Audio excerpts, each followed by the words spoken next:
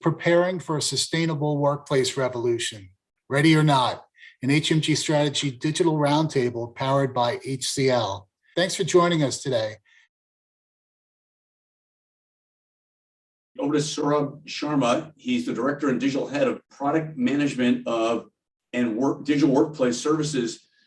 How can those key technologies support a global vision around ESG? So, Hunter, like any area where you need a propel or a thrust, what comes to the aid is technology, right? And sustainability will not be a far aim. I think a lot of organizations have very aspirational goals of going net zero, carbon neutral by 2035, 2030, 2040. I think what can really give it a thrust is technology, right? And the way I vision from workplace standpoint, I think there are 2 or 3 key pillars that need to be focused on. One is green IT. I think elements of green IT that Mark, Jason already touched upon. I think one element is sweating your assets, which is having that policy that you can extend the life of assets if they're working absolutely fine. Having the right policies, print only if it is necessary. Right, very basic, sounds very basic. Incentivize people in a gamified fashion. Give them trophies, cards, coins, virtually whatever you want to. Right, if they're following that that philosophy in your organization. I think the other element of green IT is applications. Benchmark not only your assets right now, which you do, in how much power they consume. Can you have eco-designed applications? Eco-designed applications are application IPs that you deploy who do not hold up your CPU for 30-40%, because the moment they hold your CPU or your memory for a greater percentage, there is more heat that device automatically start generating. Can you have those benchmarks to eco-design applications? The second element could be green machines, which is really embracing circular computing, circular economy, which means one element is for certain user profiles, not for all, say task users, admin users, and other profiles which are there. Can you really adopt refurbished machines, remanufactured machines, right? Very basic. Can you have tie up with the service or OEM providers for those machines who can give you a goal that if you buy this machine, I have a carbon offset target. So this laptop consumes 450 kg of carbon in 3 years, but I'm investing as an organization in a wind energy program in Denmark or a green program somewhere in the world, right? Those certificates are available. Look at that kind of ecosystem. And the last part is green spaces, which is physical spaces, right? So technology today really enables you to measure that what kind of emissions your physical space is generating in terms of how big the space is. Are you going solar? Are you embracing smart lighting or not? If you've got a transport provider for your employees who gets your employees to your offices, are you partnering with a provider who's giving you electrical vehicles instead of vehicles that run on gas? So I think if you look at all of that, I think technology can really come to the aid. The one last area is the technology can actually monitor all of this, because that's inherently core of any technology. It can report on the fact that how your workplace is contributing to the larger goal of your organization's ESG or sustainability, right? So workplace is contributing 5%, we are doing good, we are doing bad. If you can't monitor it, then you can't report on it, right? So I think if you combine all of that, I think that's where technology can really give that thrust which is needed in this domain. Well, I mean, I think to build upon some of the themes that we've just recently discussed, I think that the emerging technologies or even established technologies, some of the ones that have come up, play a critical role. And as technology leaders, we have an obligation to help promote the use of these technologies. So for example, many organizations in healthcare today, and even in the past, have been using connected assets to monitor and respond to changes within our environmental conditions. So a very basic example of that would be, we utilize a platform to monitor refrigerators and freezers throughout all of our hospitals. That is important because it allows us to quickly identify and take action when temperatures start rising unexpectedly, so that we can preserve life-saving medications and avoid waste. You extend that concept into monitoring, alerting on many other changes, environmental conditions, consumption of energy and other resources, and you can really start to understand the power that these technologies can provide across a wide variety of use cases. I think we can see, for example, that these technologies can be used to signal failure of machinery, transportation, or perhaps excessive energy use within those. That has major implications for life safety, both for our workforce, but in healthcare also for our patients. And most importantly, and as we had just previously discussed, these devices, these connected assets, generate vast streams of data that can be leveraged to predict and even prevent problems in advance, which again further improves our effectiveness and our health as a workforce, and in healthcare, our ability to effectively serve the patients and their communities. The other point I would make on a final note is all employers have the ability to support more energy efficient means of care delivery. So what we've seen over the past couple of years is a greatly increased utilization of virtual health, virtual visits, or telehealth, telemedicine. Those are exceptional ways to reduce both the utilization of transportation and the costs associated with that, both on our environment, but also the personal costs people incur. But it's also a much preferred and convenient way to receive care in many cases. Not all, to be fair, there's always going to be some care delivery that has to occur, in person. But I think that alone is a great strategy for employers to embrace, again, as a means to promote sustainability and the broader health and wellness of our communities. Great stuff. Thanks, Jennifer. Back over to you, Saurabh. We think of enterprise technologies. How can we use them, in your viewpoint, to help employees' overall well-being and safety for the returning workforce as well as for the frontline workers? Sure. So I think I'll extend Jennifer's point to make a very broad statement saying that no matter what business you are in, what geography you operate in, every business is an employee welfare business, period, right? Because employees are the best assets, right? And then how can you enable technology? I have a few examples. One example is if you are operating a manufacturing plant and if you want to monitor people, employee temperature, which is coming in, without monitoring their identity, if somebody is running high temperature, are there automatic solutions available for that? Yes, they're available. You can do that. The other thing that comes to my mind is that a lot of organizations would probably want to focus on social distancing, physical distancing. Can you leverage technology to ensure that you do not ask people to turn on their Wi-Fi, Bluetooth, or GPS to ensure that you can monitor who met who when, so that if they turn positive, you can go back and check that. Those technologies are available. I think one very big traction area that we're seeing, I think Jason mentioned a very good point that, a lot of organizations are shutting down offices, right? But I think a small counter to that is, a lot of large organizations are keeping large offices. So they're shutting down satellite offices, but they're concentrating that large office where the lease is on, and there are huge terminations to closing those leases early.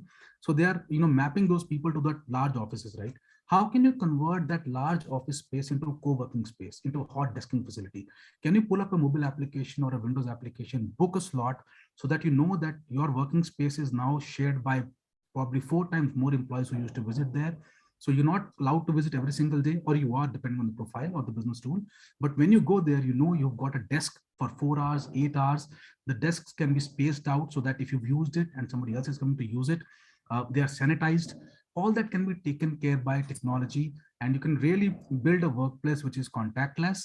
So I think, those areas are where technology can come to aid. Again, to Jennifer's point, I think you can have that smart solutions powered by IoT, which can really, for example, if you're a miner working in a mine, not a traditional managed, part of workforce, can you monitor their vitals? Right, if they enter the zone where oxygen pressure is low, where chemical composition is poor, you enter an area which is a high fatality zone. Can you measure that, right? But now workplace has transcended the boundaries of PCs, desktop, laptops to the domain of sensors, beacons, IoT, where you can actually pull up that data and you can really impact health and wellness of the workforce. So I think yes, absolutely emphatic yes. Technology can come to the aid. I think it is there. It is just about building the right use cases for your organization. Great stuff. Thanks, sir. Well said. I'd like to open up the roundtable to a roundtable discussion and maybe also bring Mark back into the fold here. Mark, working on such a broad scale, how do you define success? And it must be a thrill to be a champion of this initiative and to be engaged, right? Yeah, I mean, it's really interesting listening to the conversation because I love what Jace was saying. You know, this is good business, right? Um, Buying less stuff over a longer period of time, engaging people in that. The CFOs love it. The employees are engaged by it. I mean, success for us is a set of qualitative KPIs that feed into our overall dashboard, but it's also that employee experience.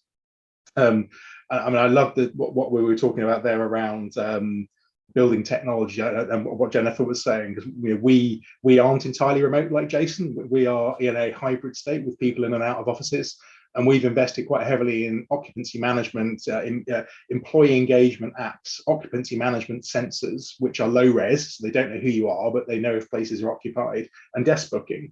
So you can really, again, it's a financial gain to kind of save money and consolidate these buildings, but it also it's about, in that hybrid work, creating communities. So the smaller buildings, when people are together, you want them in that creative and collaboration mode. So these are the technologies that, by understanding actual usage patterns and people's behaviors, that you have much more dynamic basis of how the buildings work. And you can nudge people. And I'm a great believer in nudge theory, in terms of explain to people the characteristics of A or B, test your company purposes with people, and let them make the right choices. And people love it when they're empowered. So success for me is also when, you know, people are engaged in the experience.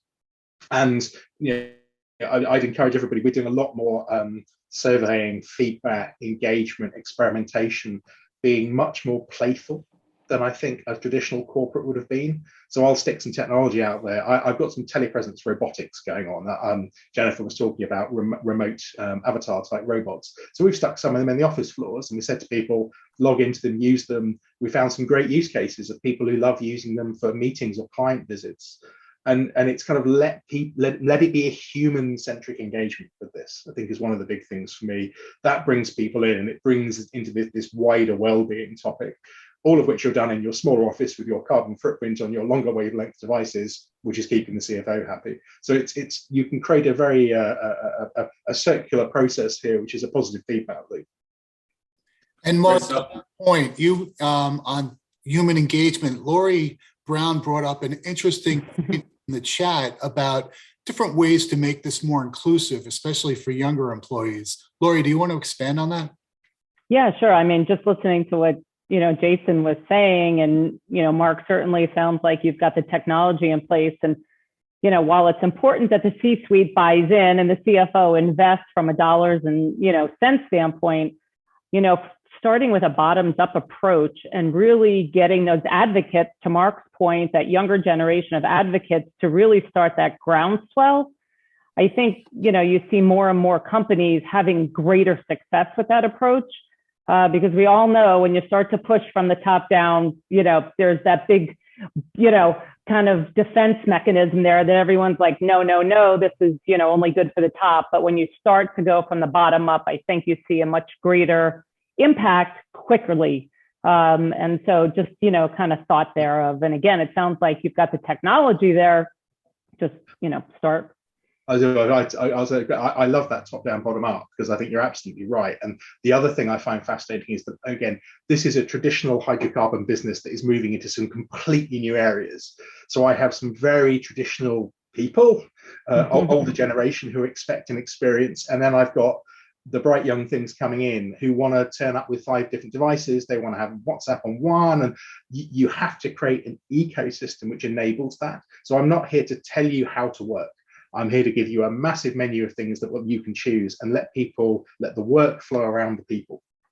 And I think that I was a CIO in our business in one of my previous roles, and it's fascinating coming into these central corporate roles, because historically they were quite rigid policemen, enforcers in this kind of space. And I think now we are having to adapt and become a much more rapid to respond, and much more diverse in what we offer to meet what you're talking about, those needs, and allow those champions to emerge. So it's creating the environment where people can self-select into it, rather than everything being top-down sponsored. I think it is a great one, and I've seen as a material shift since pre-pandemic, I would say, in terms of people's willingness to engage with that idea, and that I suppose the leveling out of hierarchy almost. The experience has become more equitable in the COVID period. And I think that is continuing. That'll be my to others. Great stuff. In your company, sounds like there's a strong intrinsic motivation, which is fantastic. Has your company given any thought to sort of the extrinsic or even like incentive-based strategies to promote sustainability? So, I mean, there is both, everyone in the company has got a remuneration game for hitting our targets, essentially. So there is, and that again, that's part of our aims is you know, you can make it real that way. As I was thinking that we do a lot of recognition. So again, it's about people demonstrating the behaviours, getting recognised and rewarded, and it being visibly champions that good behaviour is happening. We're a very value-driven company ourselves, a bit like yourselves, it sounds like. So people naturally kind of step into that space. So yeah, a few mechanisms. We did gamify our entire recycling across the buildings, which is one of my favourites, to try and level up different areas. So again, it's a broad topic. I think there is a lot out there. How about yourselves? I mean, it sounds, again, you're very purpose driven from your talk earlier. Yeah. So for us, it's definitely more of the intrinsic side, but I was just curious to know if that is something that you know, any company has really had success in and sort of formalizing and creating, you know, whether it's a compensation-based structure or, to your point, reward programs or other things to really recognize successes in these areas. It would just be interesting to know. I think just to finish, in our management culture, it's kind of 80-20, I think. 80 is the purpose, the drive, the company is explicitly reinvented. You know, I'm still here because I believe in what we're doing to shift this organization to take its engineering skill and build a carbon-free future. And most people are still in the organization for that. And the levers we're using to continue to incentivize that are more existing levers that we had in the company, but being applied to the ESG topic rather than anything we've done, you know, explicitly against that purpose, because people come to work, you know, for a reason, because they want to do a good job. I'm with you. I think in the implicit is much more powerful. Hey, Mark, Hunter here from across the pond, right? So is it the most exciting time ever to be a technology executive? And what are you leveraging down on now with this new role and this new energy and this new excitement? I think it's incredible. The role I do at the moment in this digital workplace space is incredibly exciting now because it's an unwritten book. You know, I talk with HCL colleagues and the research agencies, and you talk to anyone about future of work and what's it going to be. No one knows the answer. We're all experimenting as we go along. I mean, Jason was talking about we got rid of all our offices. Others have gone hybrid. Everyone is in a giant experiment at the moment, in a war for talent, in a war for how this technology lands, which is why, I mean, that's what excites me about this space we're in. And therefore, it's a game of lots of small bets and going large when you can, rather than there being a blueprint that any of us can follow. And I suppose that intrinsic uncertainty is exciting, and I think the AI, the ML, the insight-driven human behavioral analytics we haven't talked about today, but that merging theme around how do you be a good line manager when you're working remotely? There's such a rich set of this future of work uncertainty out there that how hard can it be, right? Great stuff. Tell us when you get the formula down. Well, we want to revisit with you in a year. Whoever gets this might be rich. Thank you. Agreed. Hey, Jason, final comments, 30 seconds. You know, it's just what Mark said. There's never been a more exciting time to be a technical leader. There is no playbook. We're writing it, right? And it's not just about pandemic. It's the future of work. It's how people want to work. We're creating what will be the modern economy for this century, right? And it took a pandemic to accelerate it, but it's given us a unique vision and a unique seat to determine what will work. Will some of it? No. But we'll find out, and we're excited to be part of it. Great stuff. Yeah. Hey, Saurabh, your thoughts on winning in this incredible environment we're in right now, and is it the most exciting time? No, absolutely. Even coming from a technology standpoint and the way tech is evolving, I think since what Jason said, Mark said, the book is unwritten. We are writing it. The area is in complete flux. It's not necessarily negative. It's very, very positive. Because workplace definition is expanding all the time. It transcends HR, admin, facilities. It will all become workplace one day. I'm pretty sure about it. So I think, and the tech landscape is coming together to actually enable that. If you adopt right kind of solutions, if you start investing in those strategies, if you have that design thinking approach, where you think about employee personas, journeys, and not really, how technology that you embed can enable the workplace, but how employee journeys can be impacted by whatever initiative you take, a small initiative, operational, technology, communication, right? How it can all come together to enable the employees, even for a small matter, right? Work from home is a HR initiative, HR policy, but it's completely powered by technology, right? It's a very simple example, right? So I think if you take that employee centricity perspective, then the book that or the novel that we're going to write is pretty glorious one and a bestseller. Saurabh, you must have an amazing role being the director of and digital head of product development. What an exciting role.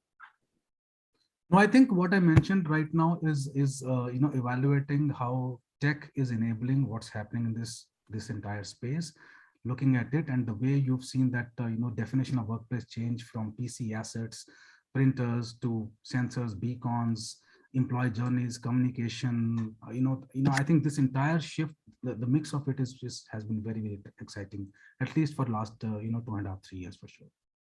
Great stuff. Hey, Rakshit, final comments. Do you want to wrap it up here for us? No, excellent. I think most of the points are covered and really echo what everyone said. I think nobody knows what is going to be the future of work. We are all in this journey together. The pace of change on the workplace side is very high. The fact is business to employee chain value, in business to employee value chain is going to explode.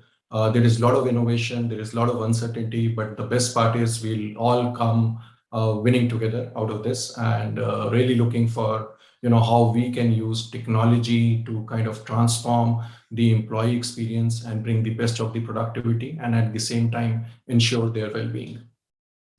Great stuff, Rakshit, Saurabh, Jennifer, Jason, Mark, great job. Tom, over to you. Great. Yes. Thank you so much for all the insights you've shared with us today. And thank you to our audience for being with us and sharing your questions. This concludes Preparing for a Sustainable Workplace Revolution, Ready or Not, an HMG Strategy Digital Roundtable powered by HCL. On behalf of the entire team, thanks for joining us today. And we hope we can see you at another upcoming discussion. Thanks, everyone.